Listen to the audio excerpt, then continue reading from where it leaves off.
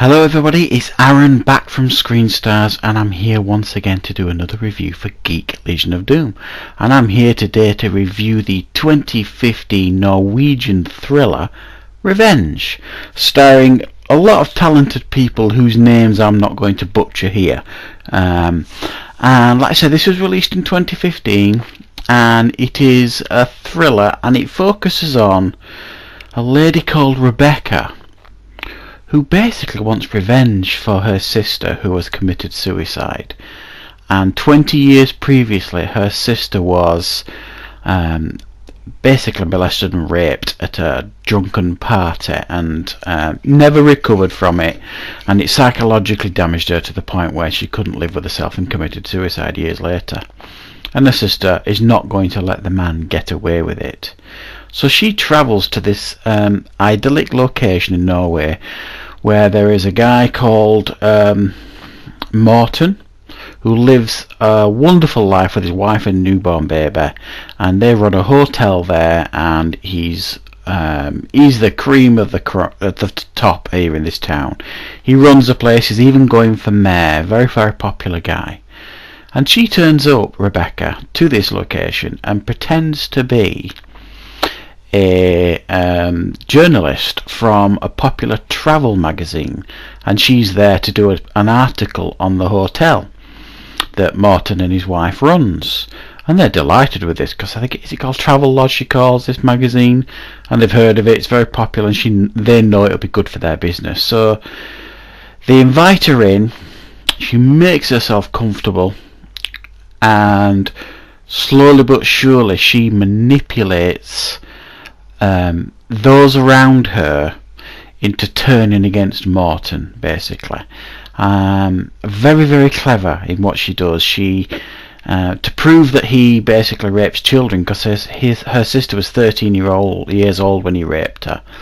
He falsifies a text number on his phone, so Morten thinks it's actually a young girl, the daughter of one of his friends, that's texting her, but it's not. It's actually Rebekka that's texting him, and she's sending him overly sexualized text messages in the hope that he will respond, which if he does respond, she'll then use that as evidence against him to those closest to Morten that he's actually a child molester. There's even a girl in the town that was accused him years previously of molesting her, but nobody believed him. So she sets up this very, very clever plan. Initially, when she turns up, she's just ready to kill him. She's in a right state. She just lost her sister. She's got a knife in her bag, and you think she's going to do it. She's going to kill him. But she comes to her senses and decides there's a better way of doing it, and she puts this whole plan in motion. It's quite clever and genius-like, really, what she actually does, and sets up the rest of the movie. Now, like I said, this movie it's not English speaking. They're all speaking Norwegian. It's got English subtitles, which wasn't a problem for me. I actually really, really enjoyed this film in a lot of ways. It was really well made, and I can't stress that enough. Really well made. The location was amongst the most beautiful I've ever seen. I mean, stunningly shot and stunning locations. And if you watch the movie, you'll know what I mean. It's jaw-droppingly beautiful where they are. The acting is top quality, and it's directed beautifully. That side of it, no problem at all. I think the problem a lot of people have with this movie, it's a bit of a slow burn. If you like slow burn thrillers that build tension slowly but surely, and you want to watch Rebekka slowly manipulate those around this Morten to basically wrap the whole town around her little finger, basically.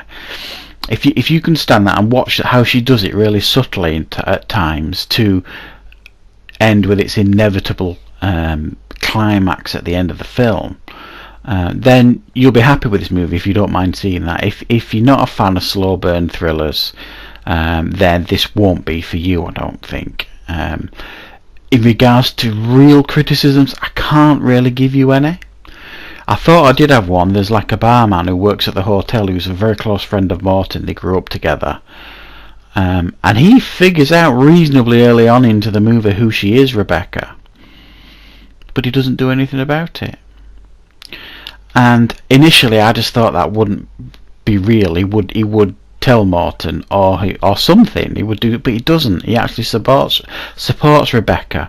And later on in the movie there's a scene between them that is really well written that explains this all away, and it made much more sense. So it did make sense what he did, not speaking up, because essentially he always believed this of his friend, and he wasn't gonna let him get away with it. So yeah, I have to say, guys, I really quite enjoyed this. I'm going to give it a 7 out of 10. It's not for everyone. It is a slow burn, but like I say, it's excellently made, excellently filmed, directed. And like I say, it looks absolutely stunning. So there is quite a lot here to enjoy, guys. So I hope you enjoyed, and thank you very much for watching.